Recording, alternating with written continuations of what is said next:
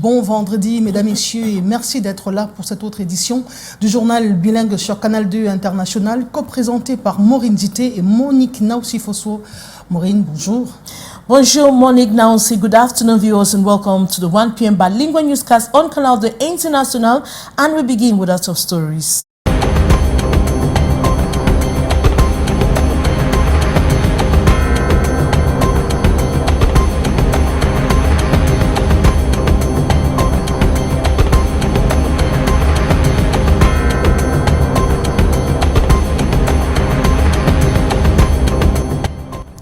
Le village met au centre sous forte tension depuis 24 heures. Des habitants vandalisent les espaces marchands pour exprimer leur colère. Une réaction qui est consécutive à la découverte de 2 corps en l'espace de 3 jours dans la ville.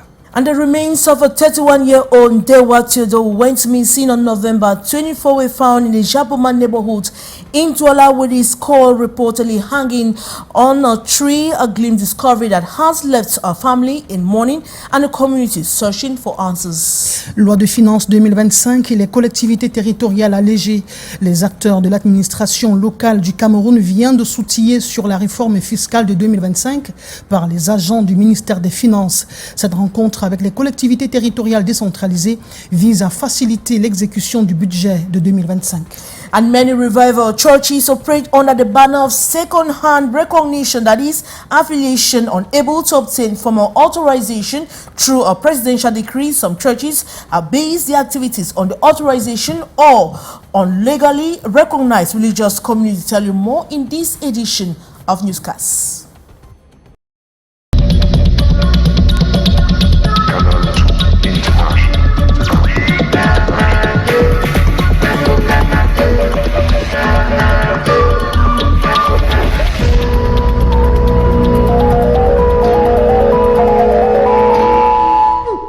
Bienvenue au 13h. Retrouvez-nous sur nos plateformes digitales à l'adresse www.canal2international.net.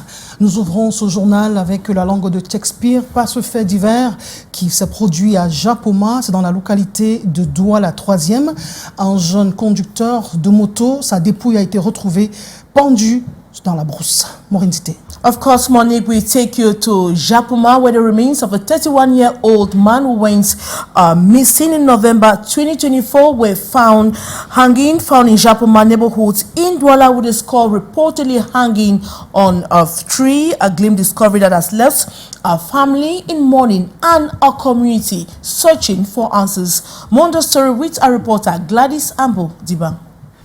A chilling mystery that has gripped this community from the far north region following the discovery of the skeletal remains of one of theirs, Dewa Theodore, a 31-year-old security agent who had been missing for over 3 months. Theodore went missing on November 2nd, 2024 after leaving home with his new motorcycle, an additional source of income he used to support his wife and 3 young children.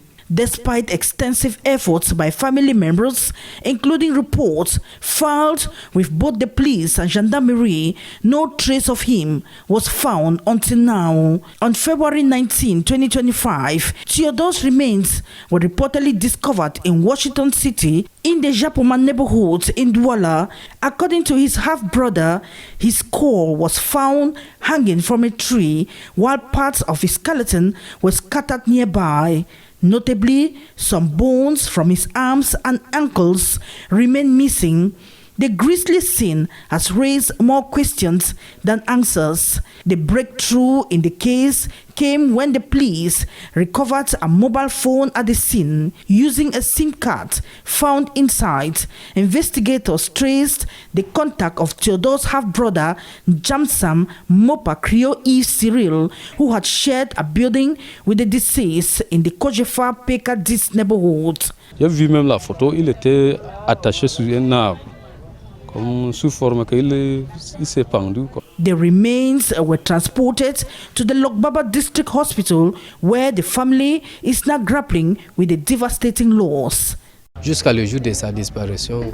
Ever since my brother went missing, I have lived in pain. He was a calm and cheerful young man who never sought trouble. Now that his remains have been found, we can finally lay him to rest. Je ne sais pas comment I still don't understand why his remains are being held. All we want is to lay him to rest. That is our wish, for him to finally have peace. The cause of Theodore's death remains unclear. Authorities have yet to determine whether he took his own life or fell victim to foul play. The positioning of the skull and the missing bones have deepened suspicions among locals, fueling concerns about possible criminal activity.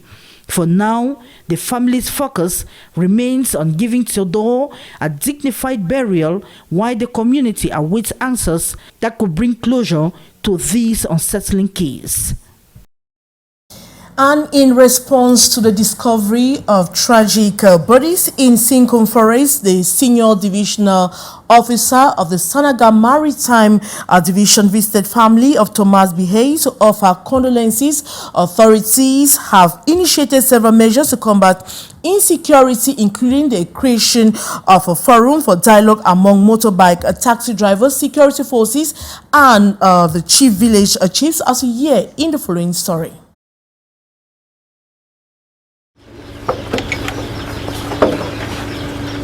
The senior divisional officer of Sanaga Maritime paid a visit to the family of Thomas Bihei, the young man found dead in Sinkum Forest, to offer condolences and provide support during this difficult time. Nous voulons d'abord adresser aux familles éprouvées des condoléances attristées. We have come to present our condolences to the Bihei family, a condolence message from the government. We equally went to the exact area where the incident happened, and we are trying to find out and we are trying to investigate to know what's happening. A crisis meeting was held following the discovery of the bodies and other skeletons in the Sinkum bush. Several measures to combat insecurity were proposed by the authorities. A forum for exchanges between motorbike taxi operators, security forces, and village chiefs will be created to improve communication and coordination. Permanent patrols in villages and areas with high concentrations of people have also been implemented to strengthen security. Des recommandations fortes ont été prises. We've had a lot of recommendations. One, to reinforce vigilante committee, reinforce collaboration with the population, identify and carrying out a census of those working in farmlands around the area, areas identified as crime zones. The situation remains concerning, especially after the death of Hassan, the survivor found at the scene, who ultimately succumbed to his injuries. And some over 100 PhD holders yesterday began a sit-down strike at the Ministry of Higher Education, demanding to be recruited into the public service. The young doctors decried what the term fraudulent acts, and in our recent recruitment process, requesting for another list for the unemployed PhD holders. As we hear the following story with our reporter, Hyson Shah. Despite very heavy security dispositions within the premises of the Ministry of Higher Education, downtown Yaound, the disgruntled PhD holders are here, as they had informed, to manifest their frustration at being left out in the recent recruitment of university lecturers into the public service. Sitting miserably on the bare ground, the over 100 doctors decry the numerous irregularities in the integration process. We want an additional list and the recruitment of the rest of unemployed doctors in the quarters. We are a movement of doctors that existed since 2019. And since 2019, the first strike, the President of the Republic asked that they should recruit the 2,000 and asked that they should open 450 positions in the 3 new universities. The first phase, second phase, this is the third phase. So it does not concern us. We have decided that because of injustice, somebody who taught, who was trained in history is teaching economics, somebody did political science is teaching private law. All this injustice, we want just an additional list and the rest of doctors who are in the quarter, that's all. The high-ranking intellectuals vow to prolong their stay at the ministerial esplanade until a concrete solution is arrived at. If the problem is not solved, we continue. We will sleep here. It is worth recalling that the strike actions of Cameroonian PhD holders to be recruited have become recurrent in recent years. A morning now, so you have the rest of the news in the French language, but you're talking about the strike action of over 100 PhD holders in Yaoundé. Of course, Maureen Dité, ce matin, on parle d'un retour au calme au ministère de l'enseignement supérieur. Après le tumulte qu'on a enregistré hier, le collectif des docteurs PhD a été finalement reçu par le professeur Jacques Famendongo.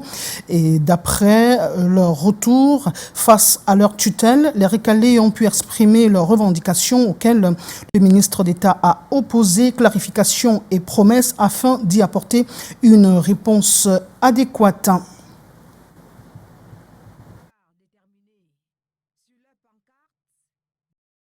Des avancées dans la mise en œuvre du projet présidentiel de construction de nouvelles universités d'État à Ebolova, à Bertois et à Garoua, après la phase de maturation et de passation des marchés.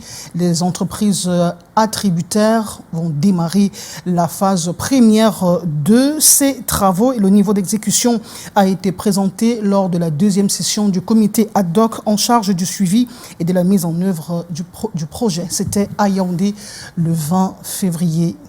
Reportage Karel Mezatiatouya.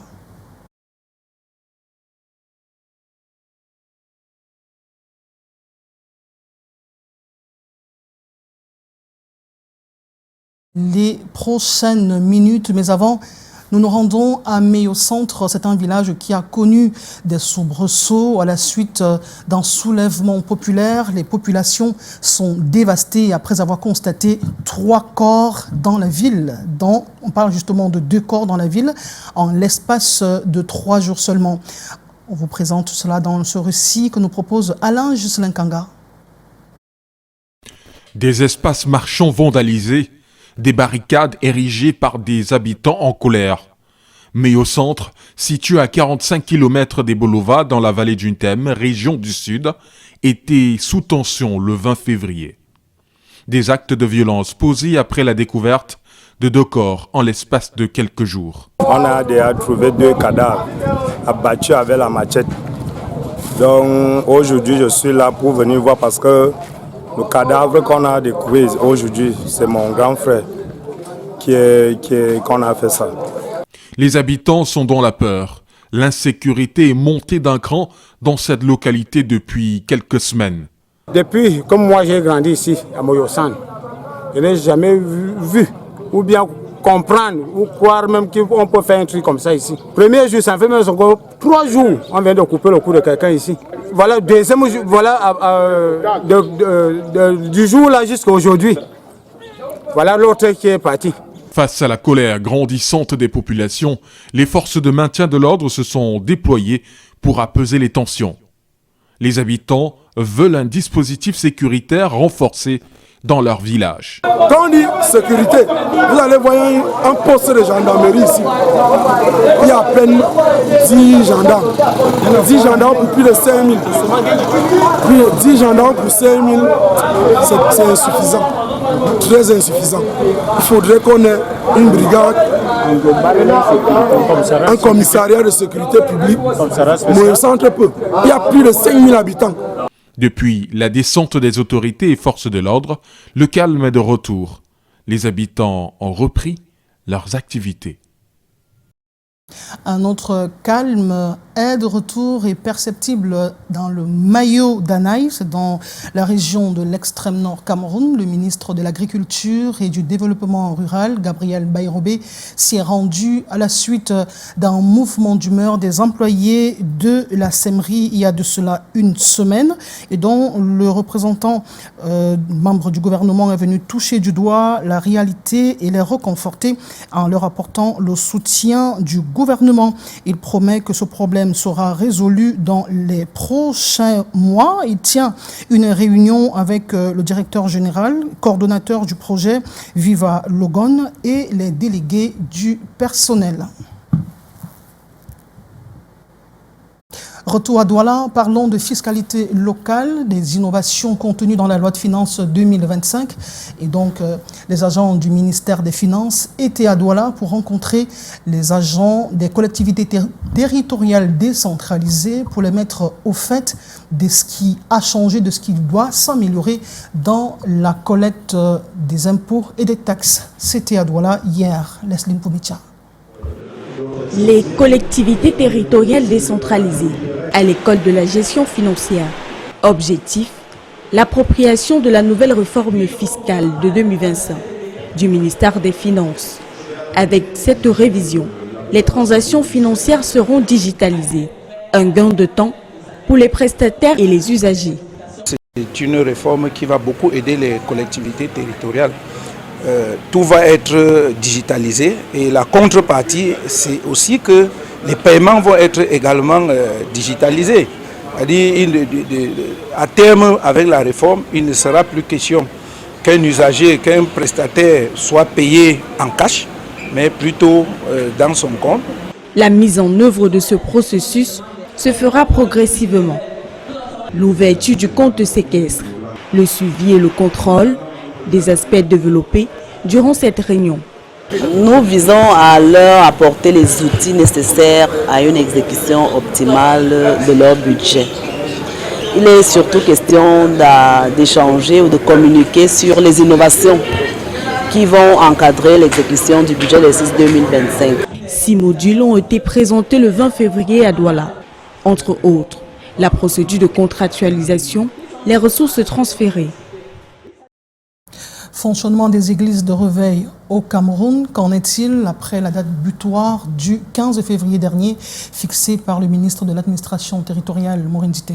Of course, we're talking about revival churches, and many of these churches operate under the banner of second-hand recognition, that is, affiliation unable to obtain formal authorization through a presidential decree. Some churches base their activities on the authorization on legally recognized religious communities. More on that with our reporter, Beatrice Ngamu. Out of some over 900 churches and religious associations in Cameroon, only about 50 have received authorization from the President of the Republic, the competent authority to grant birth certificate to any church. But due to administrative tolerance and the strategy of affiliation, brotherly cover or second-hand recognition, many churches are attaching themselves to those that have authorization. Church officials are waiting for the decree. If there is no decree and that your brother covers you, I see nothing bad. However, in the eyes of the law, this practice is marked by illegality. Many are daring and doing so as they wish in the name of revival churches. This is in line with the presidential competence. It is exclusive. This birth certificate and decrees, if you don't have the decree, you are considered as operating illegally. But in law, the exception is never far from the principle if they are under the same umbrella. If it is the same association and that it is a representation, it can be understood. Thus, the consensus to put some other and also clean up the revival church sector, launched by the Minister of Territorial Administration. The warning is not to prevent religious freedom, but rather to regulate. It is necessary the church helps the minister get his fake pastors. There are many.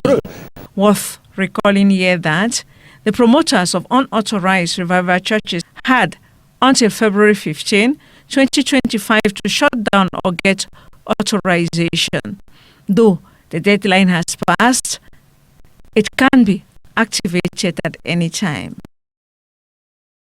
Persistent power outages in Cameroon economic capital Douala are causing widespread disruption affecting individuals and businesses. The outages have become more frequent in recent months, recently turned fatal when a man was burned to dirt in his shop following a fire sparked by a short circuit. We have more on the story with our reporter, Gladys Ambodiba.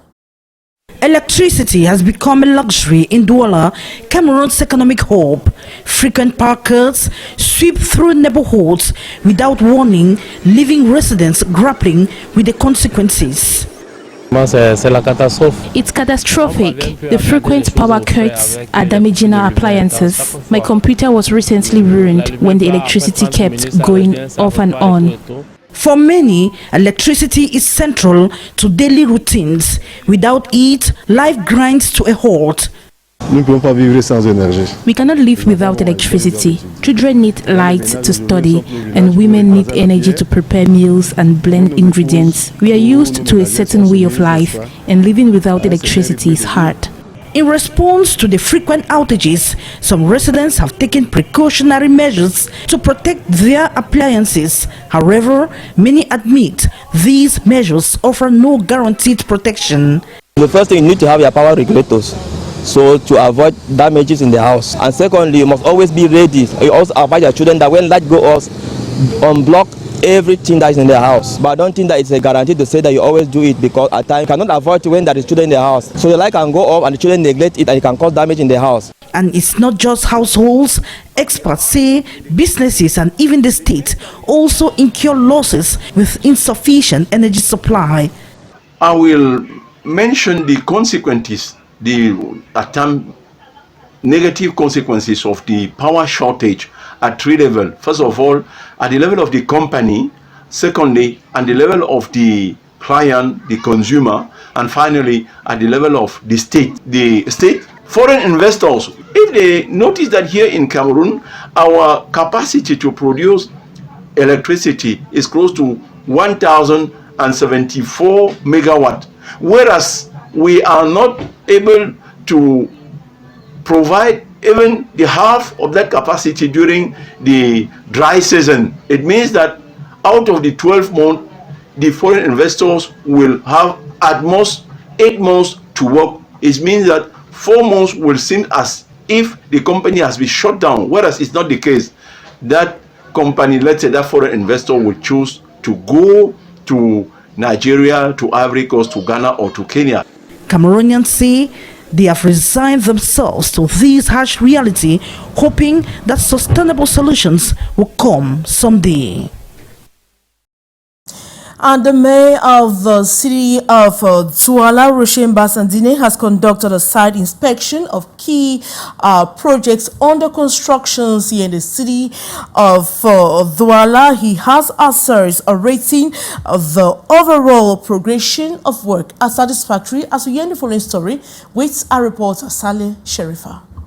In an effort to ensure the timely execution of urban development projects, the mayor of Douala, Roshen Basandine, toured multiple construction sites on February 18, 2025. It is an initiative aimed at improving urban infrastructure and enhancing the city's resilience to natural hazards. Je sors de cette visite avec un sentiment de... I leave this visit with a sense of relative satisfaction. The projects are progressing well, and for those that are delayed, measures have been taken to ensure completion by the month of May. D'ici Mai. The mayor inspected roads, drainage network, and construction sites across the 3rd and 5th district of Douala, where significant work is underway. Comme tout Camerounais, nous sommes très fiers. We are very proud because this road used to be completely impassable. Now the entire community is happy with the improvement. Mais pour le moment, toute la population est vraiment fière. Désormais, le... Malaria and other diseases will no longer spread as easily among our population. Now we can enter and leave our neighborhood with ease, and if there is an emergency, the police can respond quickly. During his visit, Mayor Roshen Basandine expressed optimism about the progress made so far, highlighting the importance of these projects in improving city management and access to essential services. The Inclusion and Resilient Cities Development Project is expected to transform Douala's urban landscape making it more sustainable and better equipped to handle environmental challenges. And Monique, now also you have the rest of the news in the French language. Parlons économie à présent avec les douanes secteur sud 1 pour cette année 2025. L'administration met le curseur sur la grille des performances et invite tous les agents à s'y convenir pour enfin atteindre les objectifs fixés par l'autorité. Ministre des Finances. Reportage Ambroise Foguet. L'Organisation mondiale de la douane dédie l'année 2025 à une douane qui concrétise ses engagements en matière d'efficacité et de sécurité et même de prospérité. Au secteur douanier Sud 1, François-Pierre Bilunga et ses collaborateurs du Djaïlobo de la vallée d'Untem et de l'Amvila sont en brainstorming au QG du secteur. Après une année budgétaire 2024 dont les résultats ont dépassé les objectifs, ils travaillent dans le but d'améliorer davantage les performances. Très important que la surveillance soit renforcée, la bonne gouvernance, et j'y tiens. Des gablous du secteur Sud 1, sur un objectif prévisionnel de 1,6 milliard, ont fait un dépassement de 106% et pas seulement. On peut boucler 75 dossiers contentieux, des droits compromis avec plus de 47 millions d'amendes. Le système managérial d'approche mis en place avec des partenaires produit des résultats donnant de la motivation. Au fin de garder le cap exponentiel croissant pour 2025, la 72e journée internationale de la douane est un bon prétexte de célébration pour vanter une douane qui concrétise ses engagements. Mensana Incorporé Sano, on est à fond dans le sport et la santé, inspiré par l'esprit sain dans un corps sain de Juvenal. Le sport, déjà, c'est bien, nous le savons tous. Le sport, c'est encore mieux quand il est fait en groupe, dans le cadre avec d'autres formations, des formations militaires, également avec la population des Bolova qui est venue massivement. Et un gala de football face au redoutable fantassin du 11e bataillon d'infanterie motorisée. Le douanier est vraiment en quête de performance. Restons en économie avec les collectivités territoriales décentralisées. Après la ville de Douala, les agents du ministère des Finances poursuivent leur périple, cette fois-ci à Yaoundé, en vue de vulgariser la lettre circulaire sur l'exécution du budget 2025. Karel Mezatiachoya. Des communes peinent à maîtriser la gestion financière de leurs ressources. Des trous financiers sont parfois constatés avec des dépenses et des recouvrements opaques. Ces dysfonctionnements créent des problèmes. Il y aura toujours la nécessité de ne pas toucher l'argent espèce. Parce que maintenant, avec l'argent qu'on touche espèce, il y a beaucoup de distractions. Et on ne peut pas savoir exactement le montant qui a été recouvré. C'est justement pour renforcer les capacités des collectivités territoriales décentralisées en matière de gestion financière que cet atelier a été organisé. L'objectif est d'améliorer l'efficacité de la mobilisation des recettes et de l'exécution des dépenses. Aujourd'hui, les prévisions qui sont celles de la loi, en fait celles que la loi pourrait apporter, c'est que les ressources fiscales que les CTD avaient jusqu'ici pourraient à terme, ça veut dire que quand la réforme aura atteint sa maturité, d'ici 1 an ou 2 ans, être doublée. Cet atelier est donc l'occasion pour les participants de se familiariser avec la lettre circulaire relative à l'exécution des budgets des CTD.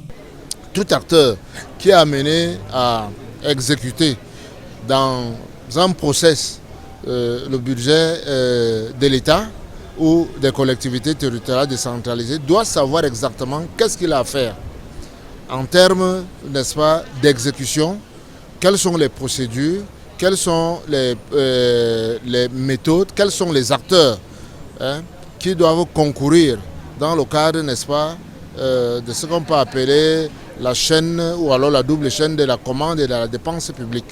Toute l'importance des travaux présidés par le gouverneur de la région du Centre ce 20 février à Yaoundé.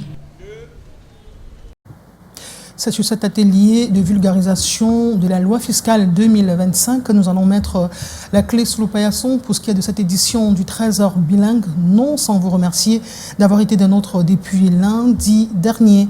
C'est la fin pour cette semaine. Rendez-vous lundi prochain, s'il plaît à Dieu, à 13h. Morindite, I wish you a wonderful weekend.